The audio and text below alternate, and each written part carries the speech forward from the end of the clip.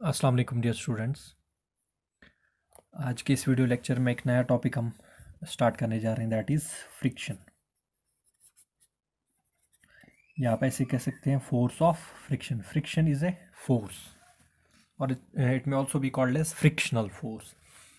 तो ये फ्रिक्शन क्या चीज़ है, इसको समझने के लिए हम एक एग्जांपल ले रहे हैं। एग्जांपल ये है कि हमारे पास एक सरफेस, मान लो एक फ्लोर है, this is a floor.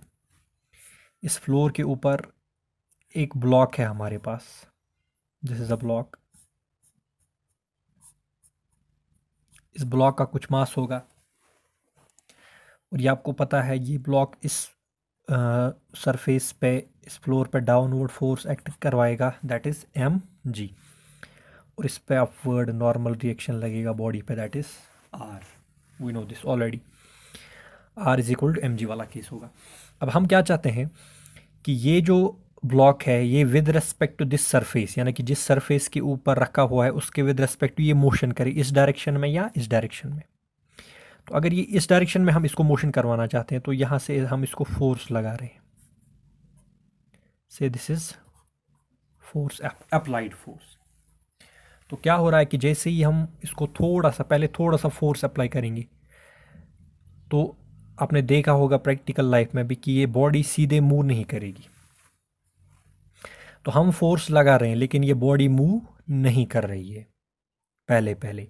It means that हमारा जो अप्लाइड फोर्स है उसको कोई फोर्स कैंसिल कर रहा है, यानी कि हमारा अप्लाइड फोर्स चाहता है कि ये बॉडी इस सरफेस के ऊपर इधर जाए, रिलेटिव मोशन करे, ये नीचे जो सरफेस है इसके ऊपर ऐसे आगे जाए, ठीक है। तो कोई और फोर्स है, इनविजिबल फोर्स, जो कि इसको क्या करता है, कैंसिल, जो कि इसको होने नहीं देता है। यानी कि ऐसा फोर्स जो एक बॉडी के मोशन को दूसरे बॉडी के सरफेस पे ना होने दे, अपोज करे, that invisible force is called as force of friction. तो it is opposing force which opposes the relative motion of one body over the surface of another body। तो ऐसा opposing force which opposes the relative motion of one body over the surface of another body, such a force is called as force of friction। तो जैसे जैसे हम अपना force बढ़ाएंगे बढ़ाएंगे बढ़ाएंगे, एक टाइम आएगा कि ये बॉडी, ये जो ब्लॉक है, ये इस सरफेस के ऊपर स्लाइड करेगा, आगे मोशन करेगा, ऐसे आगे जाएगा, ठीक है। तो इसका मतलब ये नहीं कि फ्रिक्शन ख़त्म हुई, इसका मतलब ये नहीं फ्रिक्शन ख़त्म हुई, इसका मतलब ये है कि जो फोर्स मोशन करवा रहा है, दैट इज़ अप्लाइड फोर्स, वो अब फोर्स ऑफ फ्रिक्शन से ज़्यादा हो रहा है, ज़्यादा हो रहा है, ज़्यादा हो रहा है। तो जैसे ही ज़्यादा हुआ ये बॉडी फिर मोशन करने लगेगी। तो क्या हो रहा है, फिर से हम इस प्रोसेस को देखेंगे। पहले हम धीरे धीरे फोर्स इस पर अप्लाई कर रहा है, तो ये बॉडी अप्लाई कर रहे हैं, ये बॉडी मोशन नहीं कर रही है, यानी कि फोर्स ऑफ फ्रिक्शन है। तो suppose force of friction between this block and this surface is say applied force of friction is 10 newton. मान लो कोई फोर्स ऑफ फ्रिक्शन का जो मैक्सिमम वैल्यू है वो ज़्यादा से ज़्यादा जा सकता है कहाँ तक, 10 न्यूटन तक। तो जब तक अप्लाइड फोर्स 0 से 10 न्यूटन तक हम बढ़ाएंगे इसको, अप्लाइड फोर्स को हम जैसे जैसे बढ़ाएंगे 0 से लेके 10 न्यूटन तक इस फोर्स को, तो ये बॉडी मोशन नहीं करेगी। यानी कि मान लो अप्लाइड फोर्स है 1 न्यूटन, तो फोर्स ऑफ फ्रिक्शन भी 1 newton, applied force 2 newton, force of friction 2 newton. इसी तरह से अप्लाइड फोर्स 9 न्यूटन, तो फोर्स ऑफ फ्रिक्शन भी होगा 9 न्यूटन। तो अभी तक जो है force of friction applied force के इक्वलेंट अपोजिट होगा, उसके इफेक्ट को कैंसिल करेगा, तो there will be no motion. Now जो maximum value of force of friction है, जब उसके बराबर हमारा अप्लाइड फोर्स होगा तो बॉडी अब मोशन के लिए जस्ट अबाउट तैयार होगी, लेकिन अभी मोशन नहीं हुआ होगा। तो जैसे ही हमारा applied force greater than 10 Newton होगा तो ये बॉडी जो है, ये ब्लॉक जो है, इस सरफेस के ऊपर मोशन स्टार्ट करेगी।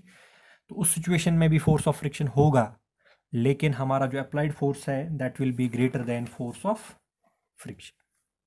तो इसका मतलब ये है opposing force which opposes the relative motion of one body over the surface of another body, that force is called as force of friction। अब इसका पहले हम कॉज देखेंगे, इसका कॉज क्या है, फिर हम इसके नेचर को डिस्कस करेंगे या इसके टाइप्स को डिस्कस करेंगे। कॉज, इसका जो मेन कॉज है दैट इज कि जो सरफेस ऑफ ए बॉडी है that is not exactly smooth, 100% smooth, not 100% smooth. यानी कि ये जो नीचे सरफेस है या ये जो ब्लॉक की बॉटम सरफेस है, ये अगर बहुत ज़्यादा स्मूथ भी होगी तो तब भी 100% स्मूथ नहीं हो सकती। तो it is not possible to get 100% smooth body, यानी कि कुछ ना कुछ रफनेस तो होती है। तो क्या होता है कि अगर हम माइक्रोस्कोपिक लेवल पे देखेंगे इसकी रफनेस और इसकी रफनेस में, यानी कि आप ऐसे देख सकते हैं माइक्रोस्कोपिक लेवल पे, यानी कि बहुत लो लेवल पे अगर हम देखेंगे तो roughness will be there like this, and जो नीचे सरफेस है उसमें भी कुछ रफनेस होगी। ठीक है, तो इसका मतलब यह है कि कहीं पे इसका पॉइंट जो बाहर वाला पॉइंट है, यानी कि जो रफ पॉइंट है जो बाहर निकला हुआ है, और नीचे वाली सरफेस का जो रफ पॉइंट बाहर निकला हुआ है, ये दोनों एक दूसरे से मिल सकते हैं या एलिवेशन डिप्रेशन में जा सकता है। तो एक तरह के फिजिकल बॉन्ड्स बन रहे हैं, that is known as cold welding, यानी कि एक तरह की कोल्ड वेल्डिंग हो रही है इस सरफेस और इस सरफेस के बीच। Due to this cold welding there arises, there comes into play an opposing force जो कि मोशन को नहीं होने देता है।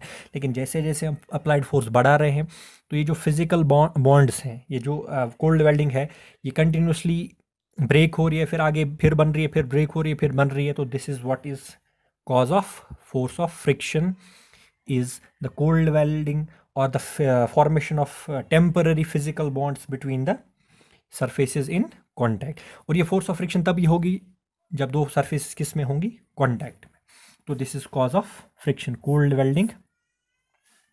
यहाँ पे लिख भी सकते हैं cause is cold welding between two surfaces in contact. और ये कोल्ड वेल्डिंग किन के बीच होती है, ये होती है between atoms and molecules, between atoms and molecules. It's a physical bond, it is temporary, and इसका जो ओरिजिन होता है दैट इज इलेक्ट्रोमैग्नेटिक फोर्स, यानी कि इसमें चार्जेस का रोल होता है, it is some sort of electrostatic force. तो friction actually is a type of, is a part of electromagnetic force. तो this is cause of friction. ऐसा नहीं है कि जब ये बॉडी इसके ऊपर अब मोशन करेगी तो ये बॉन्ड्स नहीं बनेंगे, कोल्ड वेल्डिंग नहीं होगी, ये तो होगी, लेकिन अप्लाइड फोर्स अब इससे क्या होगा, ज़्यादा। अब डिफरेंट स्टेज हैं फ्रिक्शन की, या आप कह लीजिए कि डिफरेंट टाइप्स भी तो कह सकते हैं। पहला स्टेज क्या है, पहला स्टेज है कि अप्लाइड फोर्स है, अप्लाइड फोर्स है, अप्लाइड फोर्स इज देयर, ठीक है ना, लेकिन मोशन जो है, मोशन अभी स्टार्ट नहीं हुआ, मोशन अभी स्टार्ट नहीं हुआ। तो वो फोर्स ऑफ फ्रिक्शन, वो फोर्स ऑफ फ्रिक्शन जो दो सरफेसेस के बीच होता है, जो तब वजूद में आता है जब एक बॉडी दूसरे बॉडी के ऊपर यानी कि मोशन करना चाहते हैं लेकिन अभी मोशन स्टार्ट नहीं हुआ है, that friction is called as static friction, that friction is called as static friction. ऐसा फोर्स ऑफ फ्रिक्शन जो वजूद में आता है जब एक बॉडी की सरफेस दूसरे बॉडी के सरफेस के ऊपर मोशन करना चाहती है या मोशन करने की कोशिश कर रही है लेकिन मोशन नहीं हो रहा है अभी। That type of opposing force is called as static friction. अब आपने अप्लाइड फोर्स बढ़ाया, अप्लाइड फोर्स को आपने बहुत ज़्यादा कर दिया, इसको बढ़ाया और मैक्सिमम फोर्स ऑफ फ्रिक्शन है उसके बराबर कर दिया, लेकिन अभी भी मोशन स्टार्ट नहीं हुआ, motion is just about to start, यानी कि अभी मोशन स्टार्ट नहीं हुआ, अभी भी स्टैटिक वाला केस है लेकिन स्टार्ट होने वाला है, it is just about start. यानी कि वो अपोजिंग फोर्स जो वजूद में आता है जब एक बॉडी की सरफेस दूसरे बॉडी के ऊपर की सरफेस के ऊपर मोशन करने वाली होती है लेकिन एक्चुअल मोशन अभी भी स्टार्ट नहीं हुआ है, that force of friction is called as limiting friction, limiting friction. यानी कि लिमिटिंग फ्रिक्शन एक्चुअली स्टैटिक ही है क्योंकि अभी एक्चुअल मोशन स्टार्ट नहीं हुआ लेकिन अब मोशन होने वाला है, यानी कि अब हम फ्रिक्शन के वैल्यू को ओवरकम करने वाले हैं, यानी कि जो स्टैटिक फ्रिक्शन का मैक्सिमम वैल्यू होता है maximum value of static friction is called as limiting friction. तो अब हमने इससे आगे जाएंगे, यानी कि जो अभी मैंने लिया एग्जांपल कि मैक्सिमम वैल्यू ऑफ ये फ्रिक्शन होगा 10 Newton, that is limiting friction. तो अब हमने इससे ज़्यादा फोर्स लगाया, अप्लाइड फोर्स को और भी बढ़ाया, तो अब मोशन स्टार्ट होगा, मोशन अब स्टार्ट हो रहा है। तो वो फोर्स ऑफ फ्रिक्शन जो तब वजूद में आता है जब एक बॉडी दूसरे बॉडी के सरफेस के ऊपर मोशन कर रही है, that force of friction is called as kinetic friction.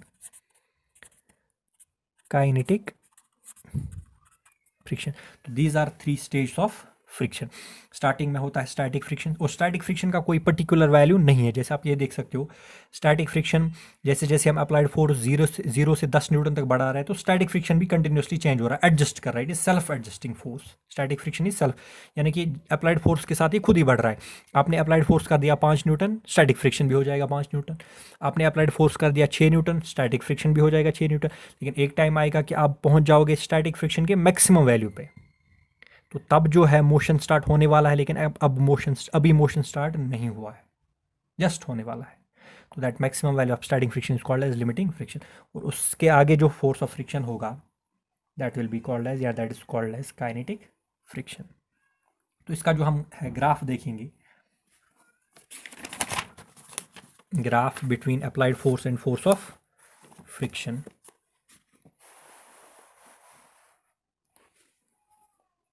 तो ये वाई एक्सिस पे हम देखेंगे, this is applied force and this is force of friction.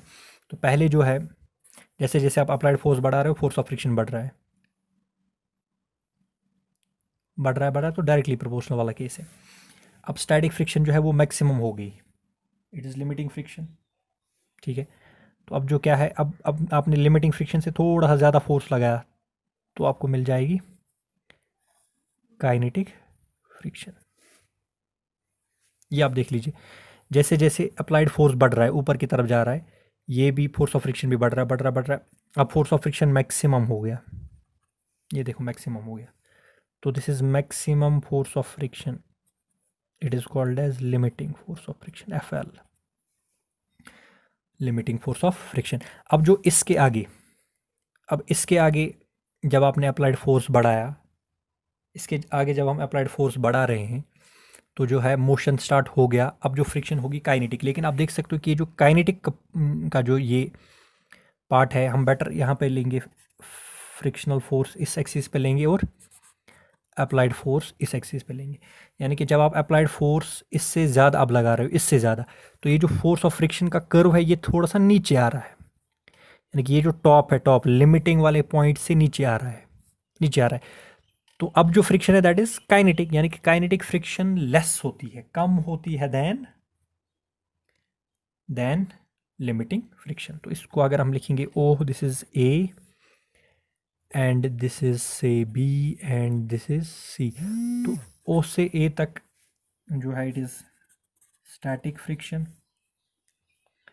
Point A है maximum value of static friction, it is limiting friction. और B से C तक जो है इट इज काइनेटिक फ्रिक्शन। तो these are the 3 different states of friction. तो अब सवाल है काइनेटिक फ्रिक्शन क्यों कम होती है देन लिमिटिंग फ्रिक्शन। ये इसीलिए हो रहा है, जब हम लिमिटिंग वाले स्टेज को पार कर रहे हैं, तो एक बॉडी मोशन अब कर रही है दूसरे बॉडी की सरफेस के ऊपर, यानी कि जो कोल्ड वेल्डिंग है वो अब कम हो रही है, क्योंकि अब फिजिकल बॉन्ड बनने में, कोल्ड वेल्डिंग बनने में अब इतना टाइम नहीं है, ठीक है। पहले बॉन्ड बनने में टाइम था, क्योंकि अब एक्चुअल मोशन स्टार्ट नहीं हुआ था। तो अब बॉन्ड बनने में उतना टाइम नहीं हुआ है due to sliding contacts and due to motion. अब बॉन्ड बनने में, फिजिकल बॉन्ड बनने में, कोल्ड वेल्डिंग होने में उतना टाइम नहीं है। दैट मीन्स कि अब हम फ्रिक्शन के मैक्सिमम वैल्यू को पार कर चुके हैं, तो अब जो फ्रिक्शन है वो स्लाइटली लेस हो जाती है। तो that is why kinetic friction is slightly less than limiting friction. अब काइनेटिक में भी 2 केसेस हैं। अगर एक बॉडी है, मान लो ये सरफेस है, इसके ऊपर एक बॉडी है, इसको आप धक्का दे रहे हो यहाँ से, अब मोशन हो रहा है, ये बॉडी जा रही है आगे, तो इस सिचुएशन में ये बॉडी इस बॉडी के सरफेस के ऊपर स्लाइड कर रही है, तो तब जो फोर्स ऑफ काइनेटिक फ्रिक्शन होगा दैट इज स्लाइडिंग फ्रिक्शन। तो sliding friction is part of kinetic friction. दूसरी एग्जांपल ये है कि आपके पास एक सर्कुलर मान लो स्फीयर है, इसको आप धक्का दे रहे हो तो ये रोल कर रहा है ऐसे, तो आगे जा रहा है, ठीक है। तो यहाँ पे इस फ्रिक्शन का नाम होगा रोलिंग फ्रिक्शन। तो sliding friction and rolling friction are actually parts of kinetic friction, and static friction, limiting friction, kinetic friction are stages of friction. तो अगर हम एक डेफिनेशन लिखेंगे, पहले हम स्टैटिक की लिखेंगे। Static friction, it is an opposing force which comes into play when one body tries to move over the surface of another body, but actual motion has not started yet। ठीक है, तो ऐसा force of friction which comes, जो वजूद में आता है, which comes into play when one body tries to move over the surface of another body but actual motion has not started yet. ठीक है, तो ऐसे फोर्स ऑफ फ्रिक्शन का नाम होता है स्टैटिक। अब जब आप लिमिटिंग लिखोगे तो उस सिचुएशन में क्या लिखना है, it is that force of friction which comes into play when one body is just about to move over the surface of another body but the actual motion has not started yet। ठीक है, तो उस force of friction का नाम होगा limiting, that is maximum value of kinetic friction. इसी तरह से जब आप देखोगे काइनेटिक, जब आप लिखोगे उस सिचुएशन में आपने लिखना है, it is that opposing force which comes into play when one body is moving, sliding हो रही है या रोलिंग हो रही है, इज मूविंग, यहाँ पे ट्राइज टू मूव नहीं है, is moving over the surface of another body. तो उस सिचुएशन में जो फोर्स होगा दैट इज काइनेटिक। अगर आप लिखोगे इज रोलिंग तो रोलिंग फ्रिक्शन, इज स्लाइडिंग तो स्लाइडिंग फ्रिक्शन। तो this is all about stage of friction, graph of friction with respect to applied force and cause of friction. इसके बाद हमारे पास हैं laws of friction, very important, laws of friction.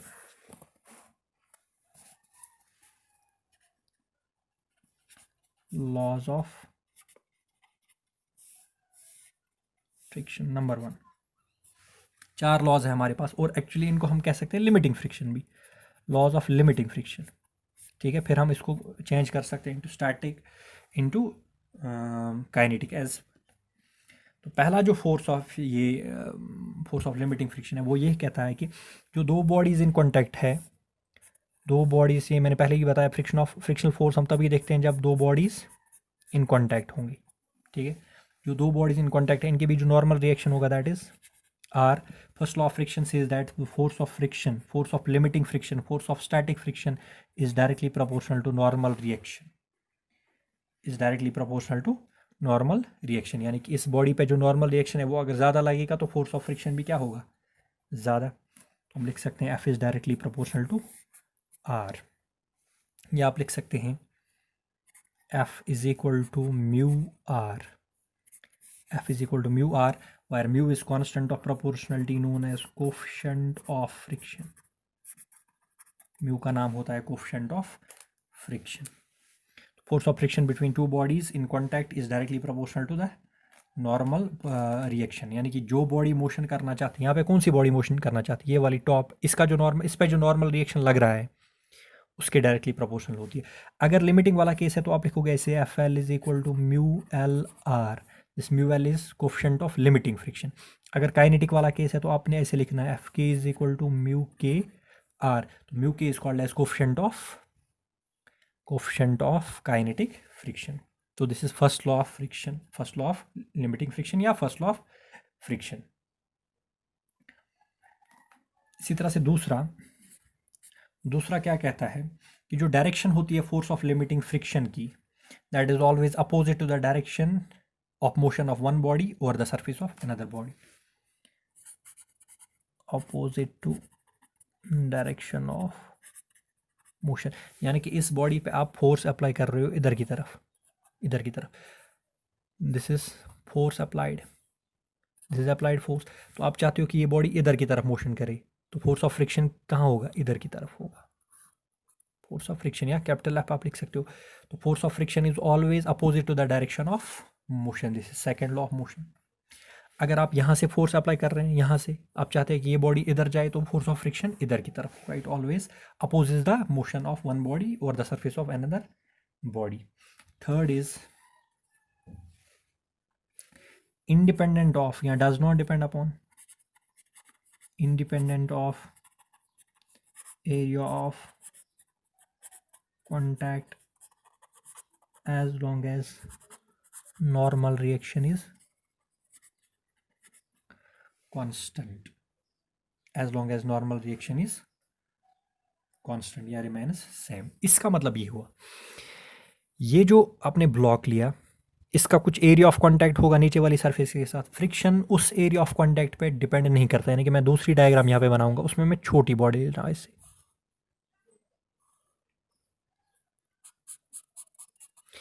ये देख सकते हो आप, इसका जो एरिया ऑफ कांटेक्ट है नीचे वाली सरफेस के साथ वो कम है, यहाँ पे जो एरिया ऑफ कांटेक्ट है वो ज़्यादा है। लेकिन अगर दोनों जगह नॉर्मल रिएक्शन सेम है, अगर दोनों जगह नॉर्मल रिएक्शन सेम है, तो फ्रिक्शन एरिया ऑफ कांटेक्ट पर डिपेंड नहीं करेगा।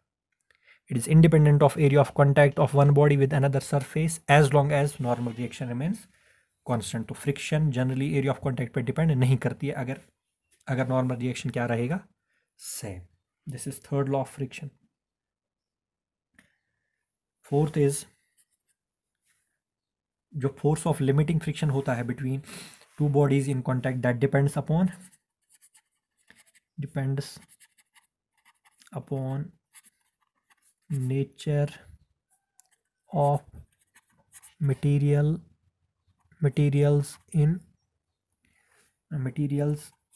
and surfaces in contact।